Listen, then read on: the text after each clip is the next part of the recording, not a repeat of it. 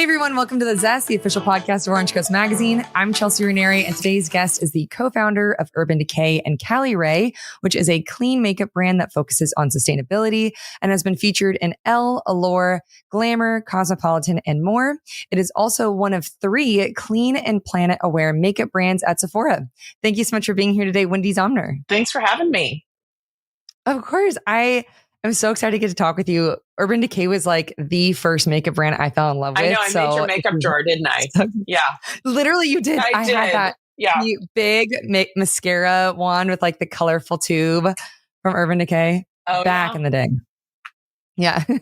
I think that one was called Big Fatty. We were really into like drug references and even though I never did I'm like drugs, 13. I was living vicariously through my products. So yeah, I love that.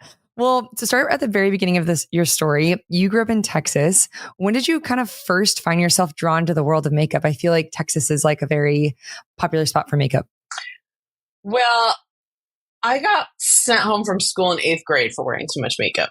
So the addiction starts early. Like I say, you're born there, you're born with it in your veins. And even though I was kind of a sporty girl, I still really loved makeup.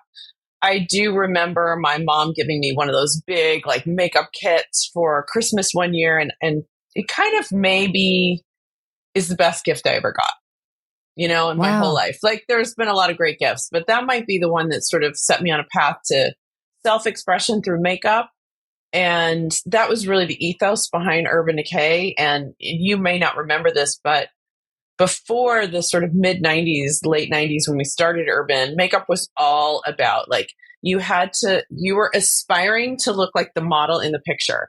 And usually she's a very specific type of woman. She was usually blonde, very thin, very fair, very even featured. She usually was blue eyes. And that's great if you fit that mold. But if you didn't fit that mold, you felt like you were buying a product to try to look more like her, instead of buying a product to express yourself in your own individuality. And so I think my mom buying me that makeup kit, makeup really became about self-expression for me, and whether I wore a lot or a little. And I really wanted to bring that kind of vibe to everyone else when I felt like makeup was a little bit more about keeping you down than lifting you up. Yeah, totally. I do remember getting like a how to do your makeup, whatever, back in like the 90s. And it was very minimal, very much like trying to aspire to look like those girls. It was hard. Yeah, it was really hard. Yeah. Well, I read that you went to high school in Belgium, which sounds like such an incredible experience. How did that come about? So my dad worked for a defense contractor in Fort Worth, Texas. Oh, wow. And he was kind of moved over to an office that they had in Europe that was servicing, NATO countries that bought F-16s from the United States. So that's what he was doing over there. And as a result, I got to go to school over there, which was a great experience for me. It really opened up my world. Texas is a great state, but I was definitely living in sort of a narrower point of view. And this is a really like global point of view when you go live in a country that's, basically the base of NATO. You have a lot of different influences. And so it was really cool. Yeah. I think I had 26 different nationalities at my school. Wow. That's incredible. Did you get to travel a lot while you were there? We did travel a lot. I played basketball. And so every weekend you were on the road to a school in Germany or a school in France or a school in Holland or a school in Luxembourg or wherever to play basketball. So we'd load on a bus and we'd go. It was like road games, It was really fun. So cool. Yeah. Well, to fast forward a bit, can you talk about how you met Urban Decay's co-founder, Sandy Lerner? So that is one of those serendipitous moments. And I always say, there's that whole phrase, like when luck and opportunity meet, and this was really it. I had really prepared myself. I wanted to do something entrepreneurial, and I had moved out to California. I was working at an ad agency doing marketing campaigns. And one of my best friends from Chicago, which was my first job out of college, had been engaged to Sandy Lerner's, finance guy. And Oh, no way. yeah, and Sandy was talking about like, oh, I'm thinking about starting this crazy makeup company. And she was talking to her ex-fiance, and she's like, well, you should call my friend Wendy. She'd be perfect. And so that like little like snippet of a referral started this whole chain that led me into an industry that like was in my blood. You know, I was really meant to do that. But, you know, back in the 90s, like people think about Sephora and all the indie brands, and like people just, oh, I'm going to start a beauty brand like that. It's normal. Like if you have a vision and an idea, you can do that. It wasn't like that back then. Like it was really kind of crazy to think like it was all just Estee Lauder, Lancome, Clinique. It was all of these big, huge legacy brands. And there weren't a lot of indie brands. There wasn't even Sephora to go into, if you can imagine. Wow. Yeah. And premium beauty, prestige beauty was not the Technicolor dream it is today. So kind of deciding to do that, like that's, as someone who had like kind of this desire to be an entrepreneur, I was like, kind of like, well, how am I going to do that? Like, what am I going to get into? And beauty was a passion for me. I loved doing my makeup. I always did my friends' makeup, but it wasn't something you thought you could just get into. But I really valued that like connection with Sandy, because Sandy had, I mean, if you think about what she did before, she co-founded Cisco Systems, which was a tech company. It probably at one point provided 80% of the connections on the internet, early internet days. So, I mean, you can kind of say like she invented the internet, because without the Cisco router, we wouldn't be able to be having this conversation right now. Right. Right? Because you could only have local area networks. You couldn't network networks. So she figured out how to network networks. Oh, wow. So super intelligent. Broke a mold, right? And so she's like, well, Wendy, I broke tech. Let's go break beauty. And it really was so key to me to have a super empowered, smart woman sort of guiding me along this path and saying, let's do this together. Let me show you the way. And so it's kind of one of my missions in life to then, when people ask me for advice, try to give back to them too. Yeah. Well, speaking of like, it was breaking beauty. Like I, throughout my research, read it just Urban Decay revolutionized the beauty industry over and over and over again. I kept reading that. What set it apart from other beauty brands at the time? Like when you guys finally launched with your 10 lipsticks and 12 nail polishes? Well, it was really what we talked about at the beginning, which was, you know, most beauty had been about conforming. And Urban Decay was really about self-expression. The other thing was most beauty brands had been very super like pink and girly. And ours was more like, we were, from the beginning, we were makeup for both men and women. Like, we don't care what sex you are. We encourage people to like paint their nails. I remember we would go to these like trade shows, early days, and I would get the Teamsters who would set up your booth, and I would paint their nails, and I would get guys to paint their nails. And I was kind of on a just trajectory to like get men to wear nail polish. And as you can see, that was like, guys wear makeup now. Like not every guy, but a lot of men wear makeup. So I feel like a little bit mission accomplished there. Definitely. How did you guys, I feel like it'd be so hard to narrow down what you wanted to launch with. How did you guys eventually pick which items to go with? Well, I think we picked nail polish and lipstick. They just seemed obvious to us at the beginning. We wanted to do like kind of dark, kooky colored nail polish, and that was kind of just starting to become a thing. Like Chanel was launching Vamp at the time. It was just sort of in the air. That sort of, it was like that moment of grunge that was happening. Like I was listening to Nirvana and like Soundgarden, and it just was like a moment to have like these dark, different colored nail polish. Because before that, nail polish had really been, in most makeup, like you think about lipstick, it had been pink, beige, and red. And that was it. And so we were like, let's bust out and do something really different. And then lipstick just felt right. And we had found this like cool vintage component that we could finish in a certain way and make it really uniquely ours. So we decided to, you know, do lipstick as well. And I remember at the John Wayne Airport, I remember showing up with like this bluey lipstick on. It was like a sheer blue and it had a like lavender flash to it. And I remember walking up to check in my bag. And this is when they had sky caps, right? The guys that would check your bag at the curb. And I'm going to New York and he's like, he goes, honey, what is on your lips? And I looked at him and I go, it's Urban Decay. And he goes, well, it's not Mary Kay, that's for sure. And so I just thought that was super fun. He was like, so nice. He was being so nice about it. But I just remember thinking, oh, I'm really doing something different here with beauty. Like even the sky cap is noticing that it's different. Yeah, totally. And then I also didn't realize that you were living in Laguna Beach when you founded Urban Decay. Yes. Yeah. That's so cool. On Cliff Drive in a little apartment with my boyfriend and mixing up nail polish and, selling it to Nordstrom. That's what I was doing.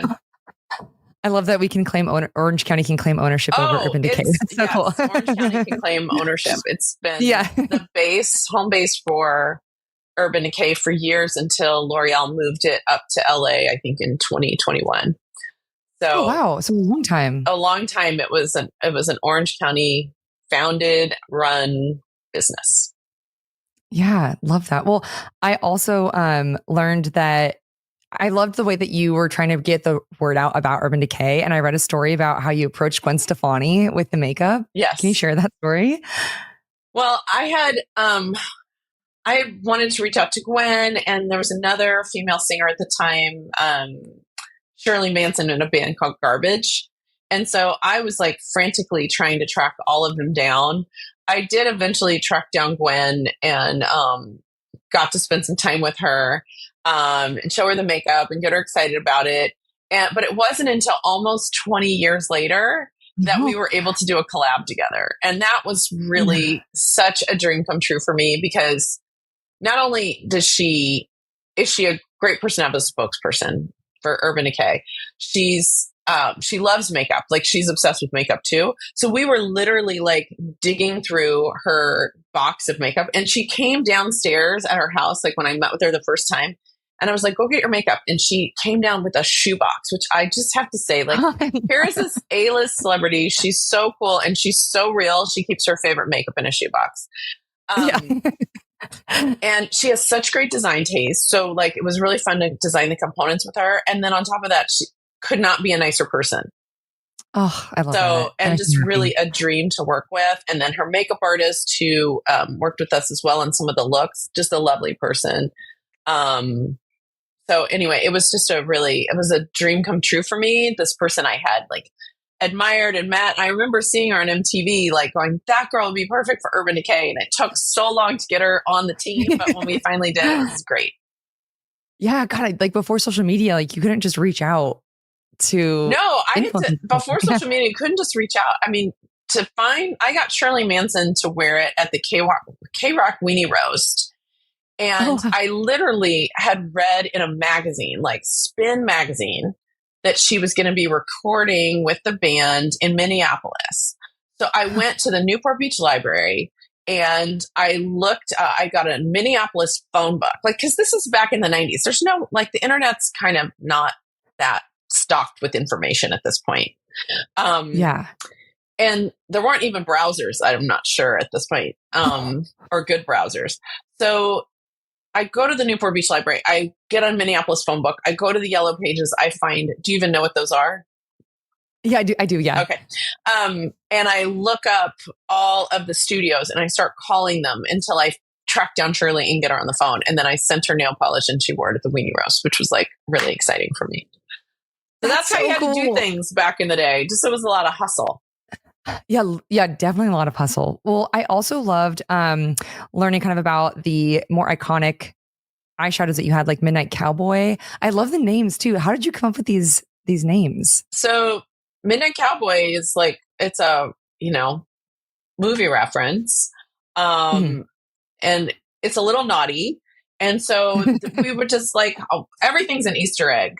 At Urban. So that's a lot of the names are little Easter eggs. Some of them aren't, but a lot of them are. And so I think that name came about because we wanted something that sounded edgy and fun and was a little bit of an Easter eggy name.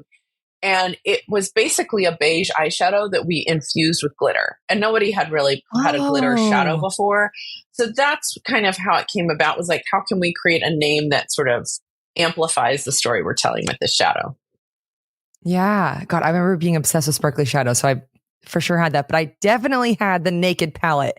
And that was like, I remember it would sell out immediately. Like the Ulta that was by our house, we would just run to it the second we found out it was restocked.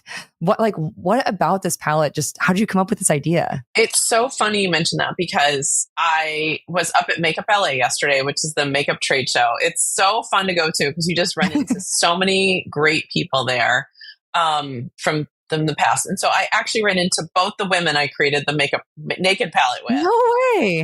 And I had this great team of product developers, really passionate makeup gals.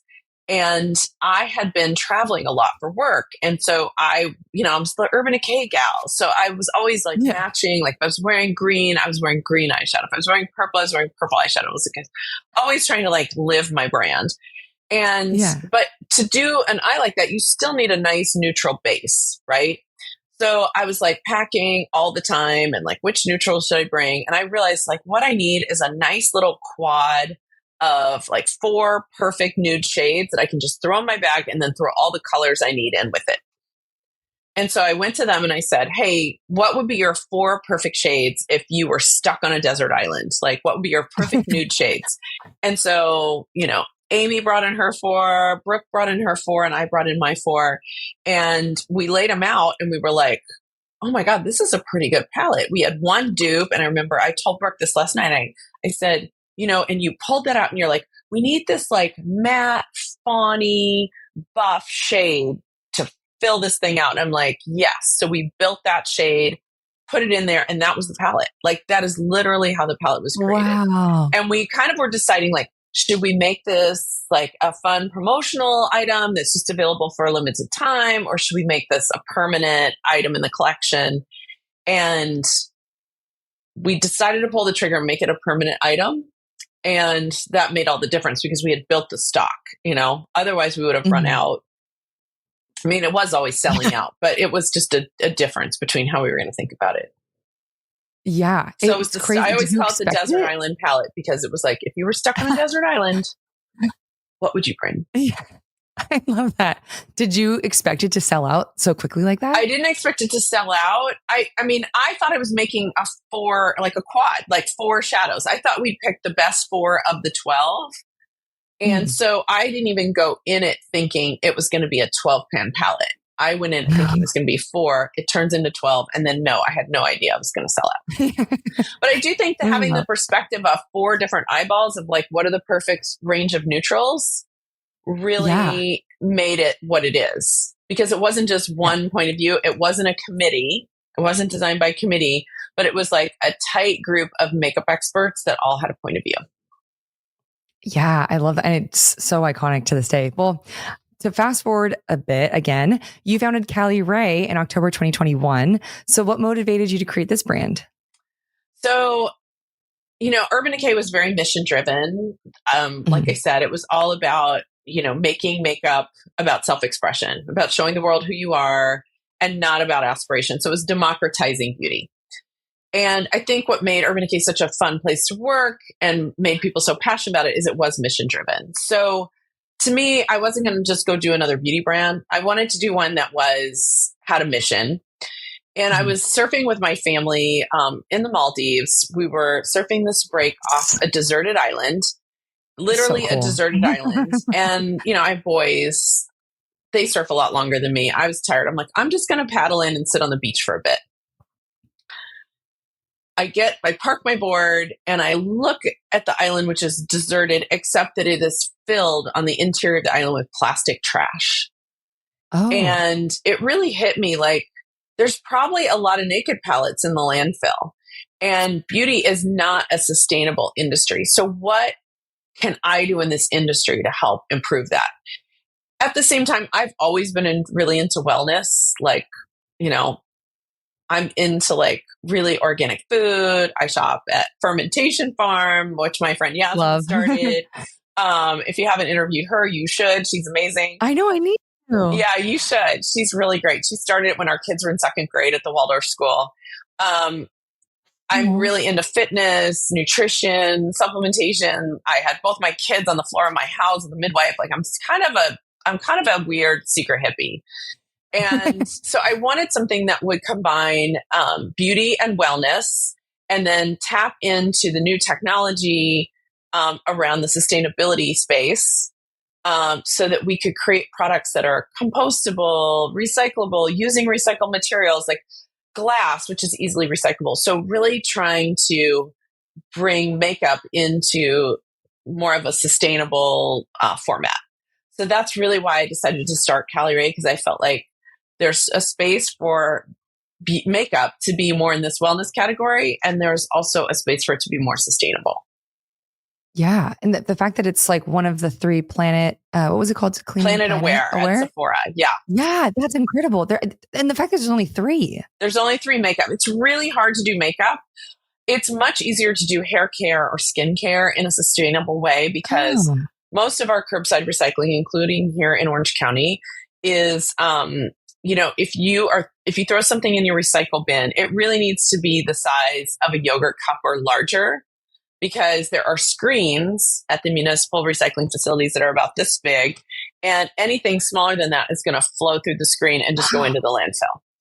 So what? Yeah, that's why. So if you throw a shampoo bottle in there, it will get recycled, but your mascara tube probably won't. So it's really important that you either use a recycled material, so that product that's going to end up in the landfill has had a life before, or we are trying to educate people. There are packed bins at Sephora. People can go into Sephora and drop off their beauty empties and recycle those there, because it's specialty recycling for tiny things. So Got it. That's one, those are just the different things we're trying to do with sustainability, is either use undecorated glass. So if your glass is overly decorated, it can't be recycled. It has to be sort of a minimal decoration. Use post-consumer recycled resins and plastics. We have even made pallets out of bamboo, which I have composted and planted new plants in. Aluminum, there's all kinds of ways to lower your impact. So, baby steps for now, but I've been experimenting with carbon sequestration. So next year we have a top selling primer in a nice, pretty blue tube. And and that tube is made out of a bioplastic. So it's made out of sugarcane resin instead of petroleum resin. And we're now infusing carbon that we suck out of the air. So pull carbon that's stuck in the air, we pull it down, we infuse it into that polymer, and then we capture the carbon in the polymer. So it can either be recycled again very easily, or if it does end up in the landfill, you've got that carbon trapped in there. So at least your trash is doing a service and holding the carbon inside. Wow, I had no idea that technology even existed. That's so cool. There's some pretty cool technology happening right here in Orange County, actually. There's some guys in Huntington Beach that are basically making recycled air straws, forks, all kinds of cool stuff. And we're working with them to see if we can maybe, make our mascara tube out of that kind of stuff. And what they're making is really incredible. If you drop it in the ocean or in a fish tank, you can see the microorganisms. It's not a microplastic, but the microorganisms can go ahead and just do away with it. They eat it up. It's not a microplastic that's going to end up in the food chain, but it's really pretty cool. That's so cool. Well, speaking of the mascara, you launched with Come Hell or High Water mascara, and then it's a tubing mascara, which it's a tubing mascara. Yes, I just learned what that means. How is it? Like, what is that, and how is it different from regular mascara? So clearly, I mentioned I'm a surfer, I'm a snowboarder, I'm a very Orange County girl, and I don't like my makeup to be running down my face. Also, as you become a lady of a certain age, you tend to get more smudgy under your eyes. So I was thinking, I'm going to make a clean, waterproof mascara that's going to change everyone's life. The problem is you can make a clean, waterproof mascara, but it's still very, very hard on your lashes. So if you wear it every day, you're going to see like some loss of lash and just not great lash health. So I wanted to create a mascara that would give you that same level of performance, but be really good for your lashes, really nourish them. So the answer was tubing. So tubing is a little bit different. Like a regular basic mascara, if you got caught in the rain we've got going on today, if you jumped in the ocean, if you cried, if you worked out heavy at the gym, you'd have raccoon eyes. This mascara, it basically doesn't come off unless you use warm water. Cold water will not take it off because it forms little tubes around your lash.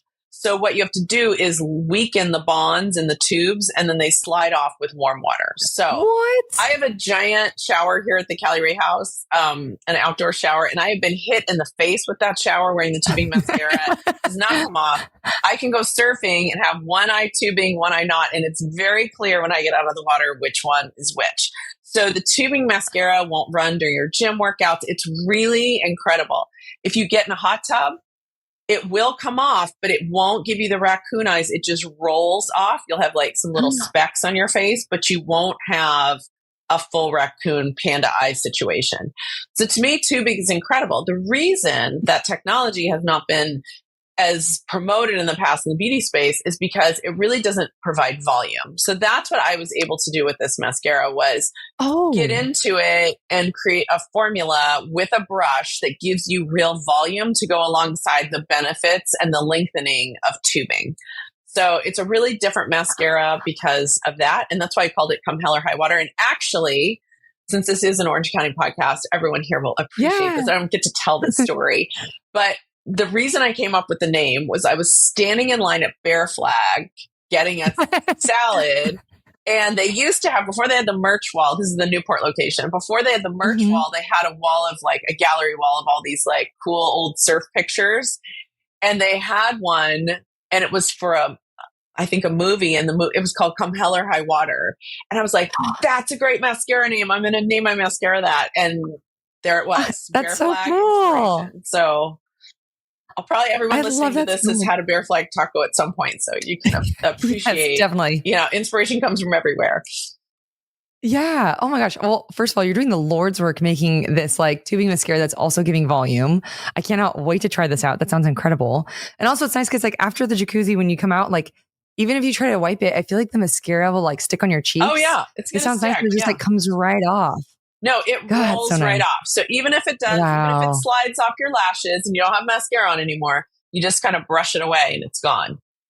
Oh my God, that sounds incredible. So if you're having a hot tub moment with your hottie, you're not going to look bad. That's really important. Yeah, right. It is. And also, I don't even like make an effort to wear mascara to my classes because I'm like, it's just going to look like shit anyways. No, it's not. But being able to wear it is so great. Yeah. And it's nice because the other thing about it is it's so buildable. So if you want to just go to the gym and be a little more like, popped, you could just put on a light coat and it won't look like, oh my God, she's wearing mascara to the gym. Or you could do what I do. And basically I put on a coat, and then I like take a breath, and then I put on another coat, and it's going to give you almost double the volume with that second coat. Oh, wow. So it's really like the buildability is pretty significant. And once it dries, it kind of, holds your lash up. So if you're a person that likes to curl, it's going to hold the curl. Yes. So, ooh, that's nice. Cause my curl doesn't last throughout the day. Yeah, no, it'll last. The only thing it doesn't do is it's not buildable once it's completely dry. So, I've made mascaras before where like the benefit was like, okay, you're done working at the end of the day. You can put on more because it's kind of a soft formula, but that's a soft wax formula that's going to run. So this is just a little bit different. So you got to kind of choose your volume at the beginning of the day. Yeah, right. Well, tell me about the Endless Sunset palette. So I love that palette because it really is a true sustainability wonder. We made it out of bamboo, and we put aluminum pans in it, which are all replaceable, and you can, order replacement pans. So if you're like me and you hit pan on a shade before the rest of the palette's done, you can always be replacing that shade that you hit pan on versus having to, throw the whole palette out or not have it be complete. Yeah. So I really love it because you can recycle the aluminum pans. I take the bamboo. You can throw it in your basic composter, curbside composter. But I have a Lomi here at the caliray house, which is one of those composting, like you turn it on at night and it makes dirt out of your trash. Oh, whoa. So I basically go and I like just crack it with a hammer, wearing goggles, of course, for safety. And then I'll put it in there with a bunch of kitchen scraps, and I'll have dirt I will turn my palette into dirt at the end of the day. Oh, that's so cool. Yeah, so I didn't know you could do that. It's really probably the most recyclable thing we make. And the shadows are talc free, which is so important, not to be getting talc on your face. And so it's a pretty cool product. I recently learned about talc via TikTok, but I didn't know what it was. I didn't realize it's literally in every makeup almost, it seems. It's in a lot of things. And in and of itself, it's not so terrible, but the problem is that it's mined alongside asbestos. So, that's really the wellness problem with talc. Yeah. Oh, that's so nice. You don't have to worry about it with your eyeshadow. Yeah. Well, tell me also about the Surf Proof Easy Glider Eye Definer Waterproof Pencil. So I can talk about the Surf Proof. It's a pencil. I would rather talk about the Surf Proof setting spray. So those are both. Oh, yes, please. Yeah. So I just got clinical results back on that. I launched it. I knew it was a great formula, but I went and had it tested. And we got, this is the nicest, lightest setting spray. It smells like vacation. And you just put it on after you do your makeup. I sometimes even do it before. You can use it during the day to refresh. It's got seawater minerals. It's got niacinamide to help with redness and pore size. It's got transdermal magnesium to help with skin recovery. And it sets your makeup and helps it last all day. So I think we got 24-hour wear on this product, sweat-proof, waterproof. And in our consumer perception study, 100% of the participants loved this product and felt like it helped their makeup last, felt like it felt amazing on the skin, never felt tight, dry, or sticky. So this Surf Proof setting spray is really an incredible product. And I invented setting spray in the industry. So I launched the Urban Decay All-Nighter setting spray back in the day, which had been the #1 setting spray for a really long time. And so I went back to the same team that helped me develop that and said, let's make this clean. Let's put a better sprayer on it. Let's add some skincare benefits. And so this is an upgraded version of the setting spray that I introduced the world to back in, I think it was in 2012 or something.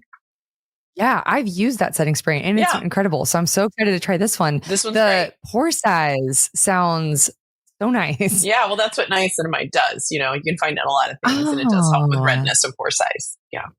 That's incredible. Oh my gosh. Well, it sounds so amazing. I cannot wait to try all these products. But is there anything that you want to give another shout out for listeners to keep an eye out for in caliray? The thing I would tell you is we just launched 2 new shades of our Hideaway product, and Hideaway is really incredible. So I watch, just like you, watching the TikTok videos, and all of the makeup artists, influencers are doing concealer under their eyes to create a bright, lifted look. And I'm like, I have fine lines, and all that makeup's going to get into my fine lines. Also, I don't like to look cakey under my eyes. So I'm like, I want to invent a product that is going to bright and lift and illuminate, and you're not going to see the makeup. So we created a product called Hideaway. It is part color corrector, part concealer, part illuminator. I use functionalized pearls that brighten and illuminate without looking shimmery. So you don't see shimmer, you just see bright, light eyes. And the product is like an eye serum. So it's got 3 different kinds of hyaluronic acid in it. So it's really hydrating and good for your under eye. You'll never see the makeup. I'll get really close. Your makeup looks gorgeous. And it's just a really incredible product. You just tap it in.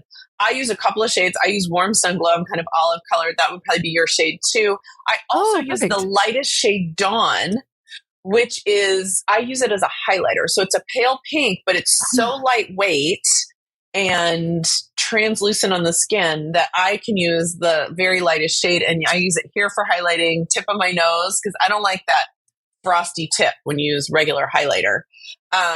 Here and here to get that brightened, lifted, clean girl look. And I would tell you, to me, Hideaway is one of the most magic products I've ever made. Everyone loves it. Oh my gosh. I'm so excited for that. Yeah. Oh my God, please. I would be honored. My girlfriends and I were just talking about that when we put the makeup here. We're in our 30s now. It does get into the lines and it looks, I hate that feeling, that look of it. So very excited for this. Well, it's really exciting. So like I said, we launched 2 new shades. We had launched with 8 shades last year. People were demanding a couple of other shades. So we put those out there and launched it. And it was actually our number 1 product last week at Sephora. Oh my God. So it's really kind of taken off because it's so magical. Oh gosh. Well, I'm so I always like to say it's like color corrector, concealer, and illuminator had a 3-way. Yeah. I love that. I also love the copy on your website. Everything's so cheeky and like cute. Oh, thanks. Well, life's too short to be all serious about everything. It's just makeup. Yeah, definitely. Well, we are coming to the end of our time. But before I let you go, I have 3 final questions for you that we call the Thoughtful 3. So first, I watched a clip where you spoke about finding balance in life and how this idea of balance is kind of elusive. So what does balance look like for you? So balance it's not that it's elusive, it's a dynamic state.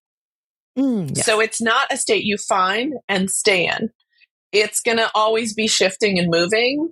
And so for me, it's all about staying on my toes and finding like every day, trying to find the balance between some days you're going to like work at your desk harder and have less time with your family, but then you make that up. And so it's never going to be this static state of like, 30, 30, 30, 10 of I'm going to slice and dice my day. Some days it's going to be 20, 40. And you just have to be really like, the balance is being able to flow with that and not getting sucked into one area or another too much. So that's what I really try to focus on is like, where am I feeling balanced? And when you start to feel out of balance, how do you course correct, right? How do you stay dynamic and course correct and get back to balance? So. Yeah. Oh, I love that. And then if you could bring back any trends, I do always make sure that like good food, family time, good focused work time and workouts are in my day every day.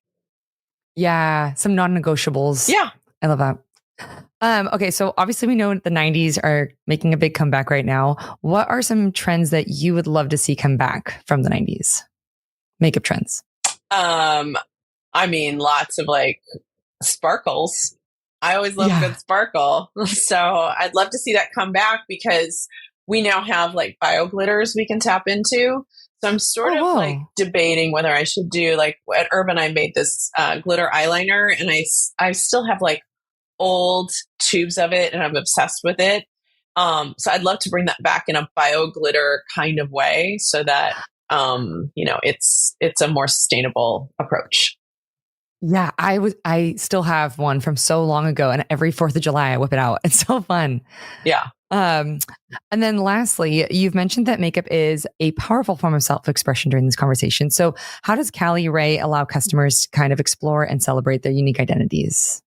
Well, I think we make a lot of basics. It's a little different than my Urban Decay. So it really is about helping you have great skin, helping you creating a beauty wellness balance so that those are crossing over. And then you're putting any kind of whatever color you love on top of that. So I think the other thing is, look out for some things that are super Orange County focused, maybe some SPF things that are really unique textures. So that's kind of, we're allowing people to like be in their wellness space, but also have great beauty products. So I would say it's performance clean. Oh, I love that. Yeah. Well, thank you so much for doing this. I had so much fun getting to talk with you. It's been such an honor. But I'm looking forward to trying out all these new products and seeing what else caliray has in store. I can't wait to see them on you. Thank you.